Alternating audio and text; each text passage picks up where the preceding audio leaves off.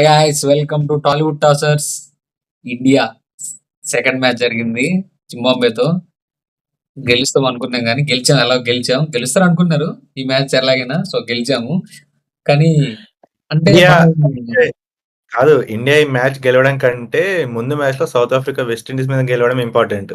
అవును, అసలు అది అయిపోయింది కాబట్టి కొంచెం ప్రెజర్ లేకుండా ఆడారు. లేకపోతే ఇంత రన్ రేట్ కావాలి, ఇది కావాలి, అది కావాలని కొంచెం హడావిడిగా ఆడి ఇప్పుడు కొట్టే స్కోర్ కూడా తక్కువే కొట్టేవాళ్ళు గ్యారంటీ. ఏదో ఒకటిలే, కొంచెం మంచిగా జరిగింది ఇండియాకి సౌత్ ఆఫ్రికా గెలిచి. సరే, ఇప్పుడు మొత్తం మ్యాచ్‌లో ముందు మ్యాచ్ మొత్తం మాట్లాడదాం. ఆఫ్టర్‌నూన్ మ్యాచ్, మన India match. So next scenarios ఏంటి? సినారియోస్ అంటే నెక్స్ట్ ఏం మెయిన్ మ్యాచ్ ఉంది, అది ఎలా జరగాలి, ఇవన్నీ మాట్లాడుకుందాం. So let's get into the video. అంతకన్నా ముందు మీరు గాని వీడియో చూస్తుంటే please like, share and subscribe to our channel.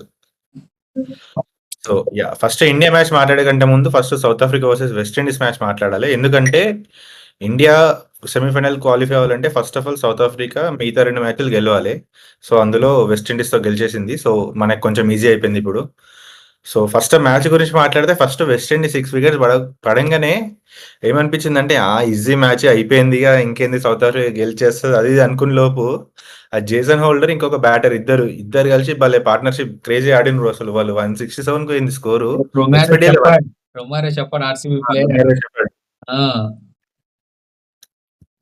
అసలు మళ్ళా ఏంది కొంచెం మళ్ళేదో తేడా కొడుతుంది సీను అన్నట్టు ఆడిండ్రు వెస్ట్ ఇండీస్. 176 పోతది. ఏదో నేను 150 అట్లా పోతదేమో అనుకున్నా లాస్ట్‌కి గాని బానే కొట్టిండ్రు 176. సో 176 కొట్టినాక నీ ఒపీనియన్ ఏముండే?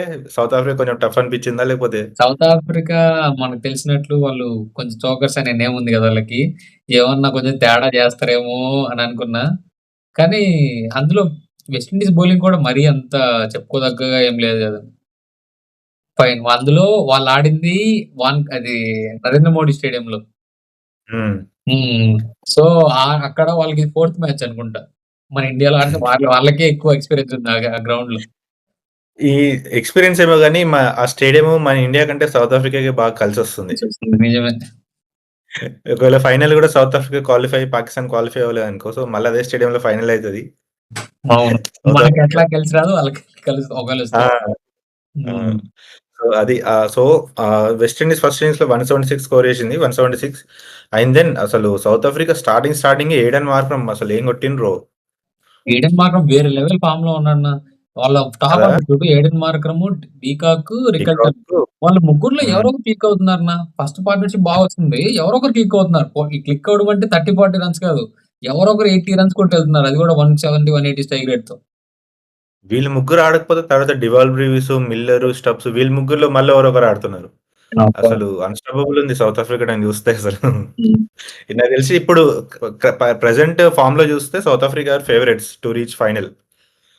ఇండియా ఫేవరెట్స్ గా స్టార్ట్ అయ్యారు. టీమ్ అది టోర్నమెంట్ ప్రొసీడ్ అయ్యే కొద్దీ సౌత్ ఆఫ్రికా ఫేవరెట్స్ గా వెళ్తున్నారు ఇప్పుడు.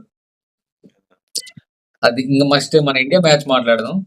ఇంక సౌత్ ఆఫ్రికా వాళ్ళు డిసైడ్ ఇంకా సెకండ్ ఇన్నింగ్స్ ఒక ఆ! 6, 7 ఓవర్స్ అవుతానే డిసైడ్ అయిపోయింది. సౌత్ ఆఫ్రికా గెలిచేస్తుంది ఎలాగోలా అని. సో అది అక్కడ కథం. సో అందరు దాంతో మనం హ్యాపీ, ఇండియన్ ప్లేయర్స్ కూడా హ్యాపీ, ఇండియన్ క్రికెట్ ప్లేయర్స్ కూడా హ్యాపీ. సో వాళ్ళు నాకు తెలిసి కొంచెం ప్రెజర్ లేకుండా ఆడారు సెకండ్ మ్యాచ్. నాకు తెలిసి చాలా మంది ఇండియన్ ఫ్యాన్స్ అందరూ ఆఫ్టర్‌నూన్ మ్యాచ్ ఫాలో అయ్యి ఉంటారు గట్టిగా. క్లోజ్‌గా ఫాలో అయ్యి ఉంటారు. సో వాళ్ళ ఇండియా మ్యాచ్ సెకండ్ చూస్తున్నారో లేదో గాని మధ్యాహ్నం మ్యాచ్ అయితే పక్కా చూసుంటారు అందరూ. So second match and start అయింది. మన వాళ్ళు యాజ్ యూజువల్ అనుకున్నట్లే కోర్స్ ప్రకారం సంజు శాంసన్ తీసుకొచ్చారు. రింకు సింగ్‌ని పక్కన పెట్టారు. రింకు సింగ్ యాక్చువల్‌గా బాగాలేదని ఇంటికెళ్ళాడు. వాళ్ళ డ్యాడీకి ఎవరు బాలేదు. కానీ ఇప్పుడు వచ్చేసాడు అనుకుంటా. కానీ అయినా తీసేసి సంజు శాంసన్ తీసుకొచ్చారు. అండ్ అక్షర్ పటేల్ వచ్చాడు. వాషింగ్టన్ సుందర్ ప్లేయర్‌లో. వాషింగ్టన్ సుందర్ అది ప్లేస్‌లో. ఎక్స్‌పెక్టెడే. ఎక్స్‌పెక్టెడ్ అది. నేనేమనుకున్నా అంటే తిలక్ వర్మని తీసేసి సంజు శాంసన్ తీసుకొస్తారనుకున్నాను. బట్ రింకు సింగ్‌ని సాక్రిఫైస్ చేయాల్సొచ్చింది. ప్రతిసారి రింకుకి ఇదే బ్రో. ఇచ్చిన ఛాన్స్‌లు మంచిగా ఆడతాడు. కానీ వేరే వేరే కారణాల వల్ల పాపం రింకుని సాక్రిఫైస్ చేస్తారు. రింకు రింకుల అంటే రింకు పర్ఫార్మెన్స్ గురించి మనం మళ్ళీ మాట్లాడుకుందాంలే. అంటే లాస్ట్ ఒక పాకిస్తాన్ మ్యాచ్ ఆడాడు. మిగతావన్నీ ఏమంత పెద్ద అంటే పర్ఫార్మెన్స్ లేదు. బట్ పెద్ద ఛాన్స్‌లు కూడా రాలేదు. ఛాన్స్. హ్మ్. సరే, రింకు సో, గురించి బట్ పక్కన పెడితే శాంసన్ ఇండియా బ్యాటింగ్ వచ్చినప్పుడు శాంసన్ ఆ ఇన్నింగ్స్ తోటి అభిషేక్ శర్మ ప్రెషర్ తీసేసిండు అసలు. అవును. అభిషేక్ శర్మ వచ్చుడు అభిషేక్ అందుకే స్టార్టింగ్ కొంచెం సింగిల్స్ తీసుకుంటే ఆడిండు అభిషేక్ శర్మ కూడా. హిట్టింగ్ వెళ్ళలేదు. ఎందుకంటే సంజు శాంసన్ అటు సైడ్ బాగా ఆడుతున్నాడు. సంజు శాంసన్ కొట్టింది 25 అవుట్ ఆఫ్ 16 బాల్స్ అయినా మంచి షాట్స్ బిగ్గెస్ట్ ఆడాడు. రిలీఫ్. మంచి 6 షాట్స్ ఆడాడు. అండ్ ఏంటంటే కొంచెం ప్రెషర్ వెళ్ళిపోయింది అభిషేక్ శర్మ మీద.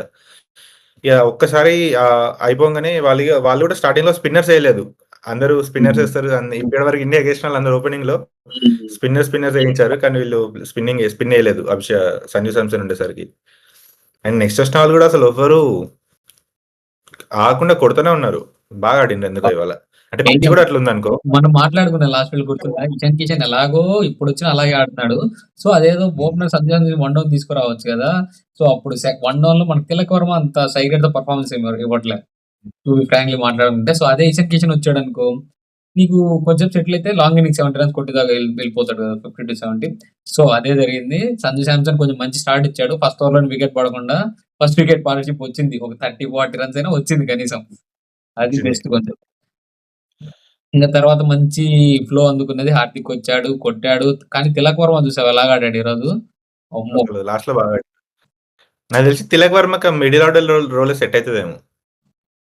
అది కొంచెం అలా ఫిక్స్ అయిపోతే బెటర్. ఎట్లాగో లాస్ట్ దూబే, హార్దిక్ పాండ్యా ఇద్దరు హిట్టర్స్ ఉన్నారు కాబట్టి, రింకు సింగ్ ఎలా ఫినిషర్స్ ఉన్నారు కాబట్టి రింకు సింగ్ మేబీ దానివల్లే పక్కన కూర్చోబెట్టుంటారు. కానీ నన్ను అడిగితే స్టిల్ తిలక్ వర్మ ప్లేస్ లో రింకు సింగ్ ని తీసుకురావచ్చు. ఎందుకంటే రింకు సింగ్ ఫినిషింగ్ ఇస్తాడు.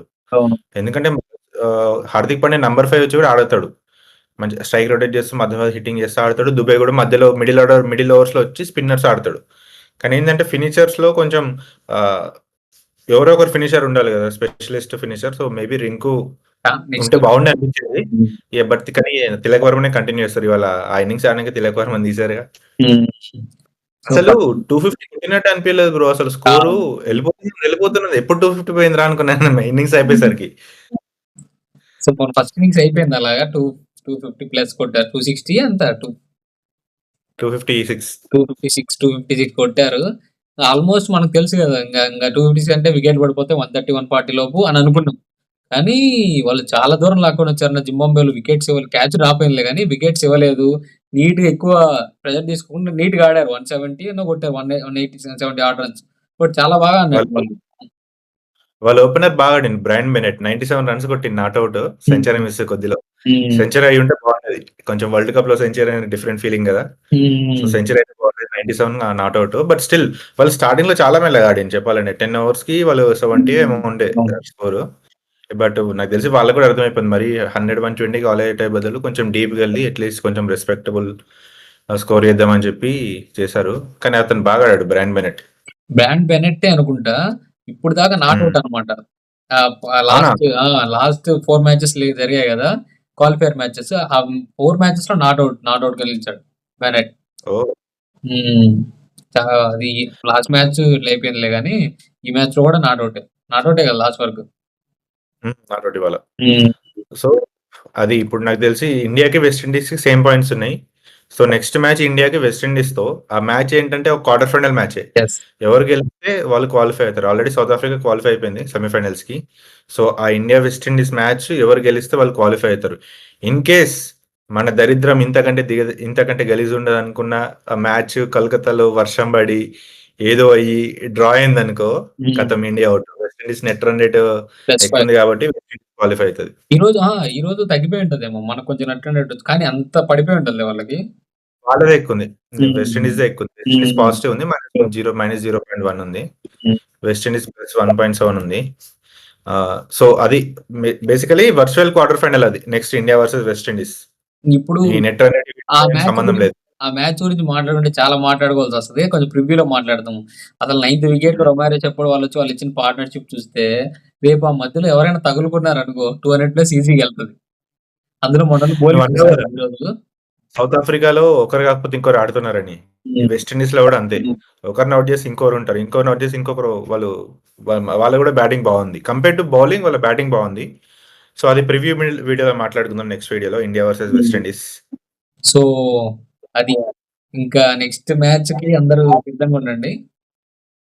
ఈ మ్యాచ్ తో ఇది అందరు గెలిచినందుకు మా ఆఫ్టర్నూన్ ఈ రోజు అంతా రిజల్ట్స్ మన వేలో వెళ్ళాయి కాబట్టి సో హ్యాపీగా పడుకోండి. Yeah. Okay guys, good night. See you in the next video. Bye.